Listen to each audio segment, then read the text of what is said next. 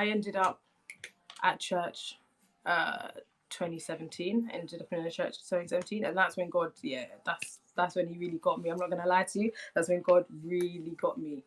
And I really just started to accept and acknowledge his presence in my life, and developing a relationship with him just became really, really important. So I am very, very grateful to God for his mercy and his kindness, for coming and just coming and helping me, because guys, I like, not many people know my background in that, and I wasn't like a crazy girl, like I wasn't like, you know, wild and out or anything like that, like, but I've overcome my own struggles growing up, and a lot of people, like, I've spoken to about their situations. I think a lot is there's a lot of similarities. Let me say there's a lot of similarities between like what young girls will go through, just in terms of how the way they think, from like an, you know, adolescent age onwards.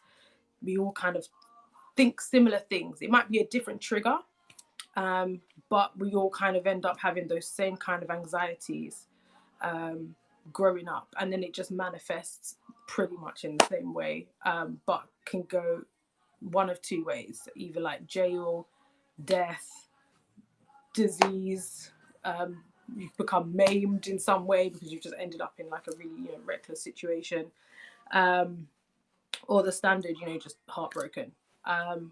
And for me, I'll share a little bit. For me, it all kind of started like with the death of my dad when I was 8 years old.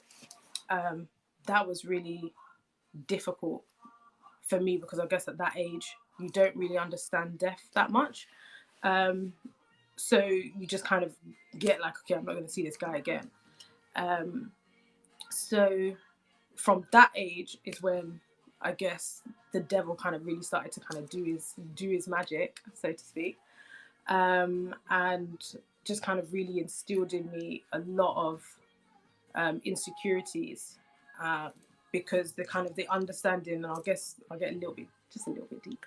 The understanding that he gave me at that age was that my dad had actually chosen to die, because I wasn't pretty enough, I wasn't smart enough, and I wasn't funny enough. Somehow those were like those happened to just be the three descriptors that stood out. And from that experience, it then put me on a bit of a spiral to one. I was just really angry. I was just a very angry child. And it's funny because I think most people who knew me then wouldn't be like, oh, Yvaana wasn't angry, Yvaana was just really quiet, she's really nice.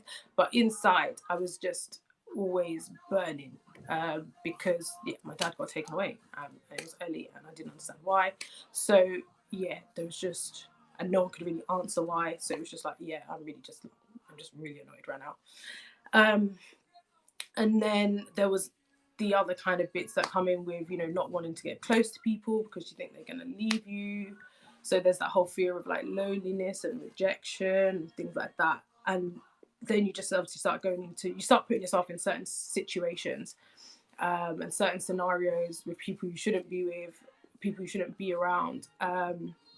In normal circumstances, you wouldn't even consider them like at all. But somehow now it's like, I just want that love, and I want to feel that hole, and I want to feel the void that was left behind. So you kind of go through that, and you just become really insular but really extrovert at the same time. So that's back to what I was saying before. You know, you have all this stuff going on inside, but you never really let it out, and you just show people what people want to see, which is they want to see you smiling. They want to see you happy, and nobody wants to hear about sad stuff. So you just keep it inside. That's the easy thing to do, or it makes sense because then I guess then you can be around people longer and stuff like that. Because if you're not just being negative, so yes. Then when I found God now, God kind of showed me that those things weren't true. Funnily enough.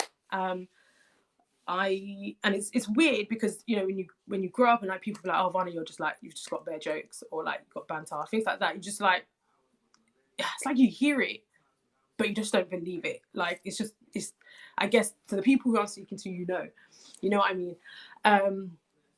And yes, you hear these things, and it doesn't matter how many times people says, you know, like, you know, you're not ugly, or you're not dumb, you're not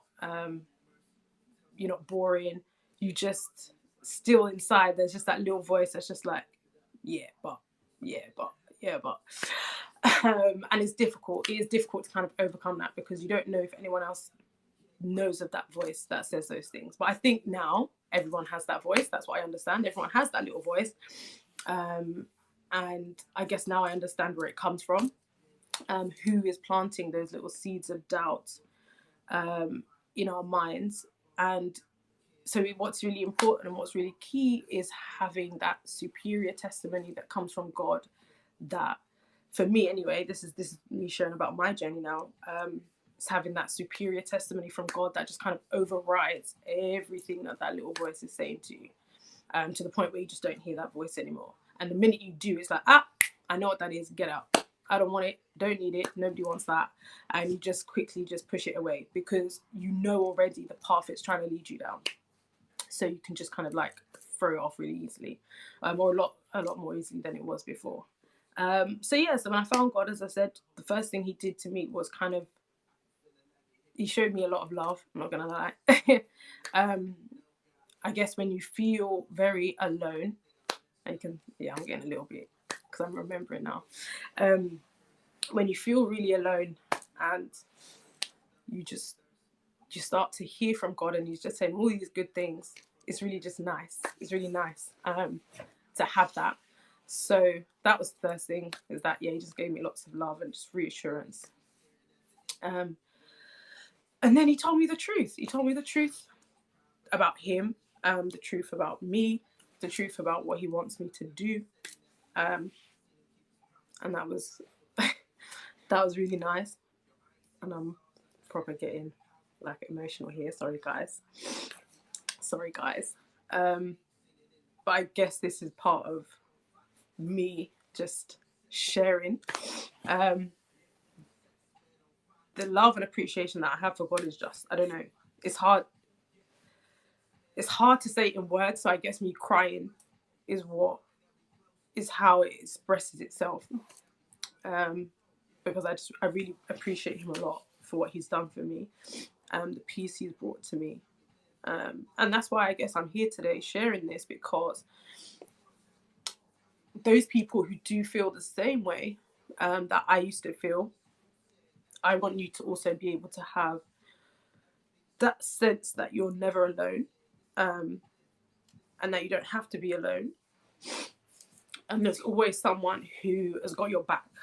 There's always someone that's there for you. So and that's what I have with God. So I just really want to share that, I guess, with people. I guess as I said, I guess that's why he's brought me on here today. And it's funny because in my being here today, God revealed something to me some weeks ago about how I'm gonna, I guess, reach people or share him with other people. It was gonna be I'll tell you part of the dream. It was weird.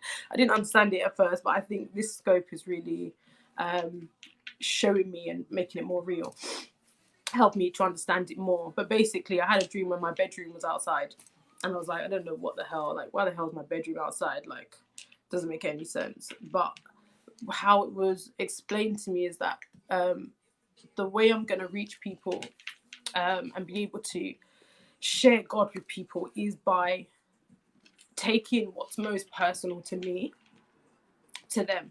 So that's why the representation is my bedroom, and it is bringing, as I said, what's closest to me, my most private space, opening that up to other people, and in that way other people will come to know God as well. So this scope, obviously, now, as I said, it makes more sense to me now why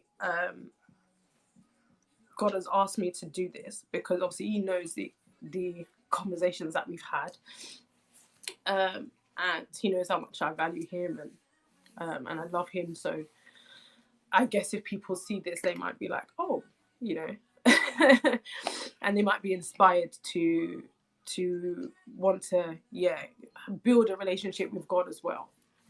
And for me, to be honest, that's why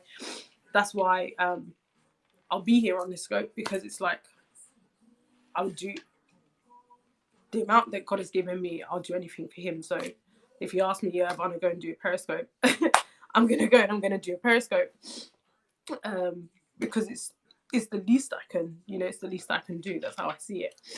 So yeah, that's why I'm here, guys. That's me kind of explaining why I'm here doing this Periscope today, and I'm sure there will be more as time goes on. Hopefully I'll be less emotional,